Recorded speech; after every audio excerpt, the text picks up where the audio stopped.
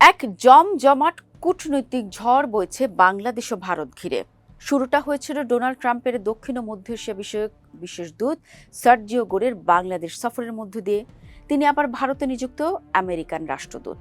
এই মার্কিন দূত নয়াদিল্লিতে ফেরার পরপরই চীন থেকে সোজা ঢাকা এসেছেন ভারতীয় গোয়েন্দা সংস্থা প্রধান পরাগ জৈন। প্রধানমন্ত্রী তারেক রহমানের প্রতিরক্ষা উপদেষ্টার সঙ্গে প্রধানের বৈঠকের পরদিনই নয়াদিল্লিতে ভারতের জাতীয় নিরাপত্তা উপদেষ্টা অজিত দোভালের সঙ্গে মেগা বৈঠক হয়েছে ট্রাম্পের দূত গোরের। আবার তারেক রহমানের সাথে সাক্ষাতের পরপরই ঢাকার বার্তা নিয়ে নরেন্দ্র মোদীর কাছে ছুটে গেছেন বাংলাদেশে নিযুক্ত ভারতীয় হাই কমিশনার দীনেশ ত্রিবেদী। এসব কিছুই যেন ঘটে চলেছে বিদ্যুতের গতিতে। আর এসব ঘটনা এমন সময় ঘটছে যখন ভারতের উপর এক নজিরবিহীন কূটনৈতিক চাপ তৈরি করেছে বাংলাদেশ। তাহলে কি তলে তলে বড় কিছু ঘটছে?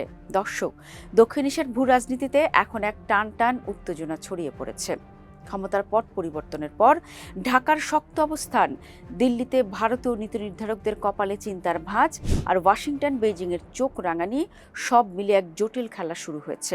বলতে গেলে এই মুহূর্তে পুরো নাটকের কেন্দ্রবিন্দুতে রয়েছেন বাংলাদেশের ক্ষমতাচ্যুত প্রধানমন্ত্রী শেখ হাসিনা। তার রাজনৈতিক আশ্রয় এবং তাকে ফেরত পাঠানোর দাবি এখন ঢাকা দিল্লির সম্পর্কে সবচেয়ে সংবেদনশীল কাঁটা হয়ে দাঁড়িয়েছে। ঢাকার দিক থেকে চাপ একদম পরিষ্কার, শেখ হাসিনাকে ফিরিয়ে এনে আইনের মুখোমুখি করতে হবে। দিল্লিতে শেখ হাসিনাকে সংবাদ সম্মেলন করতে দিয়ে মোদী সরকার বাংলাদেশের আইন আদালতকে অসম্মান করতে পারে না।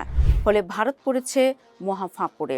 প্রকাশ্যে নয়াদিল্লির পররাষ্ট্র মন্ত্রণালয়ের মুখপাত্র রণধীর জয়সওয়াল বলেছেন, বাংলাদেশের এই প্রত্যর্পণের আবেদন নাকি প্রতিষ্ঠিত আইনি ও প্রশাসনিক প্রক্রিয়া অনুযায়ী তারা ভেবে দেখছেন।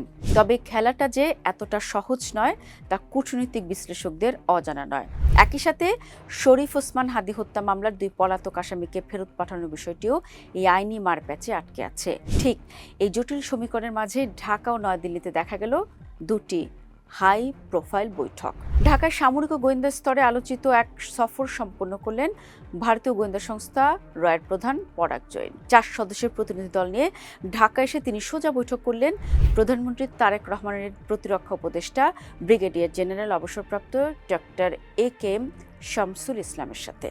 যদিও কূটনীতিক শিষ্টাচারে এটিকে নিয়মিত সফর বলা হচ্ছে, তবে আঞ্চলিক নিরাপত্তার বর্তমান উত্তপ্ত পরিস্থিতিতে এই বৈঠকের অন্তর্নিহিত বার্তা অত্যন্ত তাৎপর্যপূর্ণ। এর পরপরই দিল্লিতে আরেক চমকপ্রদ পর্দা উন্মোচিত হলো। ভারতের প্রভাবশালী জাতীয় নিরাপত্তা উপদেষ্টা অজিত দোভালের সাথে মুখোমুখি বৈঠকে বসলেন ট্রাম্পের বিশেষ দূত সার্জিও গোর।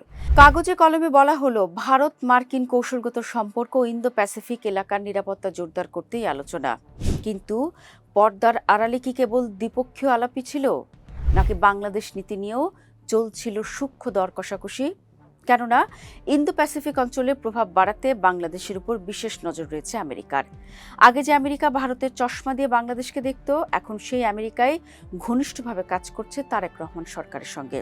দর্শক, মূলত বাংলাদেশের বর্তমান ভূ রাজনৈতিক অবস্থান ভারতকে এক কঠিন ত্রিমুখী চ্যালেঞ্জের মুখোমুখি দাঁড় করিয়ে দিয়েছে। তারেক রহমানের সরকার স্পষ্ট করে দিয়েছে, শুধু অতীত সম্পর্কের দোহাই দিয়ে চলবে না। সার্বভৌম সমতা, জাতীয় স্বার্থ এবং হাসিনাকে প্রত্যর্পণের দাবি এখন আলোচনার কেন্দ্রে থাকবে। ভারতের সবচেয়ে বড় ভয় হলো, ঢাকার সাথে দিল্লির দূরত্ব বাড়লে সেই ফাঁকা জায়গা দখল করবে বেইজিং।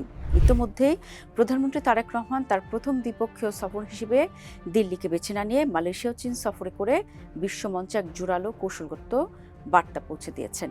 এছাড়া আমেরিকা চায় ইন্দো প্যাসিফিক অঞ্চলে ভারতকে প্রধান অংশীদার হিসেবে ধরে রাখতে, কিন্তু পাশাপাশি তারা দক্ষিণ এশিয়ায় নিজেদের স্বাধীন অবস্থান ও প্রভাবও সুনিশ্চিত করতে চায়। সব মিলিয়ে দিল্লির সামনে এখন 3টি কঠিন পথ খোলা। প্রথমত, ঢাকার নতুন রাজনৈতিক বাস্তবতাকে সানন্দে মেনে নিয়ে সমতার ভিত্তিতে সম্পর্ক পুনর্গঠন করা। দ্বিতীয়ত, চীনের ভূ রাজনৈতিক প্রভাব ঠেকিয়ে রাখা। এবং সবশেষ, একই সঙ্গে আমেরিকার সাথে কৌশলগত ভারসাম্য বজায় রাখা। আগামী 12-13 সেপ্টেম্বর দিল্লিতে অনুষ্ঠিত হতে যাচ্ছে 18তম ব্রিক্স শীর্ষ সম্মেলন। বিমস্টেকের বর্তমান চেয়ারপারসন হিসেবে বাংলাদেশের প্রধানমন্ত্রীকে সেখানে বিশেষ আমন্ত্রণের পাশাপাশি দ্বিপক্ষীয় সফরে যোগ দেওয়ার বার্তাও পাঠানো হয়েছে। এখন পুরো দক্ষিণ এশিয়ার নজর দিল্লির দিকে। বাংলাদেশের চাপের মুখে দিল্লি তাদের হাসিনা নীতি ও আঞ্চলিক কৌশল কতটা নমনীয় করতে বাধ্য হয়, আর ওয়াশিংটন নেপথ্যে থেকে কি ভূমিকা পালন করে, সেটাই এখন দেখার বিষয়।